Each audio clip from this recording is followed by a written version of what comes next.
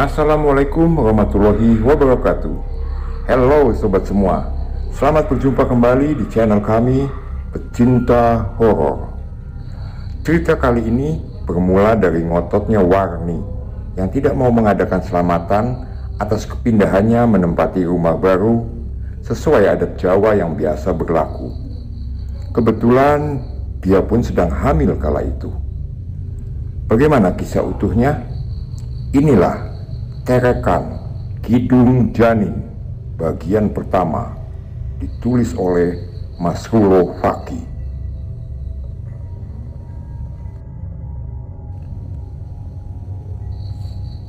Karepe bapakmu iki apik, Nduk. Iku ya kanggo keselamatane awakmu sakeluarga. Keinginan bapakmu itu baik, Nak. Itu juga buat keselamatan dirimu dan keluarga. Mbok Nga dengan suara lembut mencoba memberi pengertian pada Warni, anak perempuannya yang baru saja membeli sebuah rumah bersama Rahmat suaminya.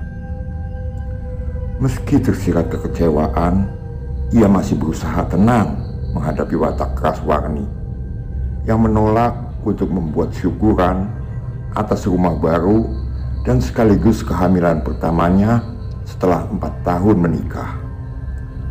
Ojo kalau nemen mak, iki wis zaman modern, wis ndak ono acara-acara ngono iku. Aku tetep ogah gawe syukuran. Jangan kuno banget mak, ini sudah zaman modern, sudah gak ada acara-acara seperti itu. Aku tetap gak mau syukuran. Warni masih tetap ngotot untuk tidak membuat acara apapun. Meski berkali-kali Mbok Nga merayu dengan suara lembut meyakinkan, mengingatkan akan adat ketimuran yang masih terjaga kuat dalam keluarganya. Tapi Warni bersikukuh pada pendiriannya. Sepincuk sego guri, opo sego campur kulupan ae. Mbok paringke tonggo-tonggo anyarmu. Gak opo-opo war. Kakangane awakmu iki urut manggon ono deso. Sepincuk nasi gurih apa nasi campur kulupan saja kamu berikan tetangga-tetangga barumu. Gak apa-apa war, karena kamu ini hidup bertempat di desa. Kali ini Pak Kasdi, suami Mbok Nga, juga Bapak Warni ikut andil dan bicara. Ia baru saja muncul dari belakang bersama Rahmat, suami Warni. Namun lagi-lagi ucapannya pun tak mampu menggoyangkan tameng baja kengeyelan Warni. Ia masih terus berpegang pada prinsip dan keyakinannya bahwa logika dan nyata adalah segalanya. Warni tak percaya dengan ritual apapun, entah dari adat istiadat, tradisi, maupun dari keagamaan. Terlebih jika menyangkut hal-hal berbau mistis, gaib, Warni sangat-sangat mengingkari. Hal ini terjadi semenjak Warni menempuh pendidikan tinggi dari sebuah universitas tak begitu besar di sebuah kota. Walau tak semua atau mungkin hanya beberapa saja alumni dari universitas tersebut beranggapan sama dengan Warni. Tapi banyak yang menduga jika Warni sedikit banyak terdoktrin oleh pergaulannya selama kuliah di kampus itu. Mbok Nga dan Pak Kasdi yang menyadari dengan perubahan tabiat Warni sempat berharap setelah menikah anak perempuan sulungnya itu bisa berubah seperti dulu, patuh serta tahu sopan santun. Tapi sayang, kini Warni malah terkesan lebih sadis dan keras kepala. Bahkan terhadap Rahmat suaminya sendiri, sikapnya jauh berbeda. Sore itu, perdebatan alot antara Warni dan kedua orang tuanya berakhir untuk kemenangan Warni. Pak Kasdi dan Mbok Nga menyerah mereka tak kuasa mendengar ucapan-ucapan kasar Warni, hingga akhirnya memilih untuk mengalah dan pulang dengan kekecewaan mendalam. "Dek, apa gak sebaiknya sekali ini kita ikuti saran bapak dan ibu?" ucap Rahmat setelah kepergian mertuanya. "Halah mas, kamu kok malah ikut-ikutan?" jawab Warni ketus. "Bukan begitu dek, tadi aku sempat ngecek tanah dan rumah ini sampai belakang, dan bapak mengatakan kalau pekarangan belakang paling ujung itu ngeres."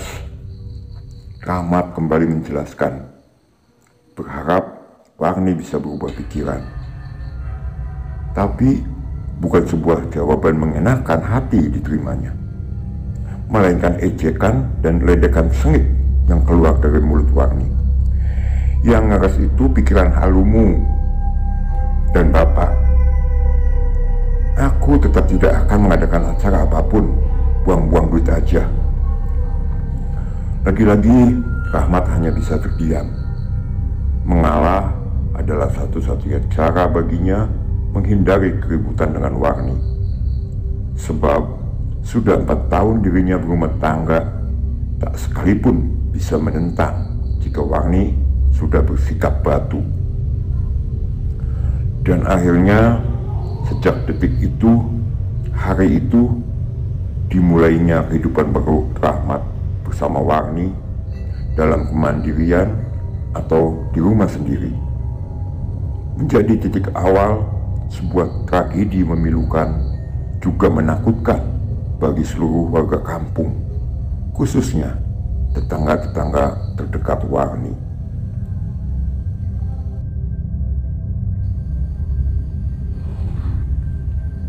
Hari demi hari dilalui Rahmat dan Warni seperti biasa, normal layaknya orang lain.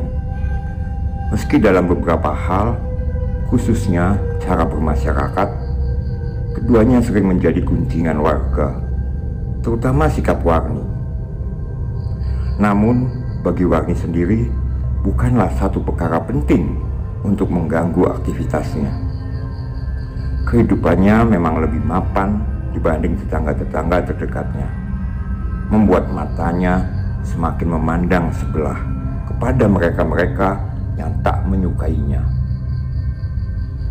Memasuki bulan kedua, bertepatan dengan usia kandungannya yang ke-6, Warni mengajukan cuti dari tempatnya bekerja, menghabiskan waktu hanya di dalam dan sekitaran rumah tanpa mau bersosialisasi. Warni sendiri sangat menyayangi janin dalam rahimnya. Semua yang ia inginkan, seperti umumnya wanita hamil, untuk menyenangkan calon bayi selalu terpenuhi. Tapi satu hal yang Warni lupakan, jika dirinya hidup dalam lingkup sebuah kampung di mana adat istiadat dan pantangan, khususnya wanita hamil, masih dijaga erat. Seperti halnya sore itu, entah terdorong oleh apa, tiba-tiba saja Warni punya keinginan untuk berjalan-jalan ke belakang rumah, mengabaikan waktu surup yang dipantang umumnya warga. Tapi tidak baginya. Tak ada apapun saat dia sampai di pekarangan belakang. Hanya hamparan lahan kosong miliknya, berbatasan langsung dengan rumpunan bambu-bambu bergerumbul milik warga sekitar. Nyanyian lirih dari bibir Warni mengiringi langkahnya, mengitari sungai kecil sebagai ambang batas, sekaligus digunakan jalan air dari dapur dan sumur, tempatnya juga tetangga kanan kiri. Suara serangga kecil menjadi teman bagi Warni saat itu, sebelum satu sosok lelaki tua bercamping khas petani datang dari pekarangan sisi kanan, menghampiri dirinya. Ada kesan heran dari raut wajah lelaki tua itu ketika melihat Warni berjalan sendirian di waktu petang dengan kondisi perut membuncit. Apalagi tempat yang tengah Warni gitari adalah sebuah tempat diyakini paling wingit di antara tempat-tempat sebelahnya. Kok wani menduk awakmu mlaku mrene surup-surup? Po meneh lagi bobot ngono. Kok berani sekali nak kamu berjalan ke sini di waktu petang, apalagi sedang hamil. Tak ada sahutan. Warni hanya terdiam menatap sinis lelaki tua yang ada di hadapannya. Pekaranganmu iki opo keno go sembrono? Akeh barang aluse sing manggon ndok kuno awet jaman biyen. Pekaranganmu ini gak bisa untuk sembarangan. Banyak barang halus yang menempati di situ dari zaman dulu. Sambung lelaki tua itu masih berusaha memberi penjelasan pada Warni. Barang halus opo mbah? Wong gak ono opo-opo ngene kok. Tahayul iku mbah. Barang halus apa mbah? Orang gak ada apa-apa gini kok. Tahayul itu mbah. Terperanjat lelaki tua itu mendengar ucapan Warni. Tak menduga bila wanita cantik di depannya begitu enteng berucap. Tak mempercayai dengan hal-hal gaib. Ojo tok sepelek nonduk iso dadi memolo.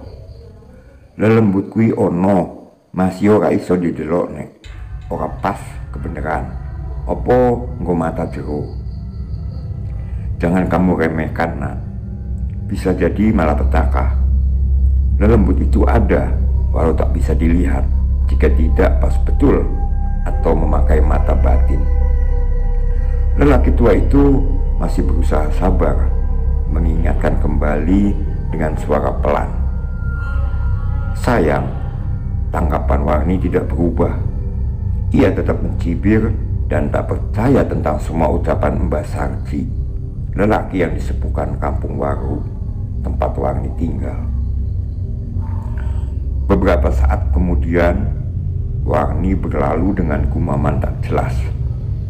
Melangkah pelan, namun tak melewati jalan awal ia masuk.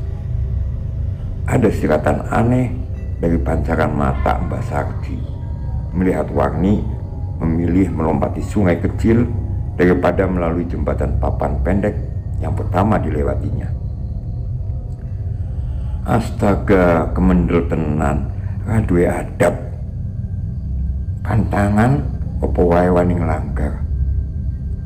Astaga, terlalu berani benar, tak punya adab. Larangan apapun berani melanggar. Gumam Mbak Sarji sambil mengelus dadanya. Hari semakin petang. Sembribit angin mulai terasa dingin menerpa kulit hitam Mbak Sarji. Ia masih berdiri terpaku menatap punggung Warni yang tak lama menghilang di balik tembok dapur. Antara sengaja dan tidak, tiba saja mata Mbak Sarji mengarah pada lahan kosong di depannya. Terlihat wajar, terang, tanpa tumbuhan apapun. Tapi justru karena itu, sedikit demi sedikit membuat bulu-bulu halusnya meremang. Tak mau berlama-lama dengan keadaan dan hawa semakin tak enak, Mbak Sarji buru-buru berjalan mendekati cangkul yang tak jauh dari tempatnya berdiri. Sepintas Mbak Sarji melirik ke arah lahan kosong milik Warni, ingin memastikan pendengarannya yang tiba-tiba tersusupi suara lirih tengah bernyanyi, mendendangkan sebuah lagu khas sering ia dengar untuk menenangkan tangisan anak-anak. Namun mata Mbak Sarji tak menangkap sosok apapun, siapapun. Padahal suara itu, nyanyian itu masih jelas terdengar mendayu di telinganya. Mugo-mugo kowe sak bayimu selamat, Nduk. Moga-moga kamu dan bayimu selamat, Nduk, ucap Mas Hardi lirih seraya melangkah cepat meninggalkan tempat itu.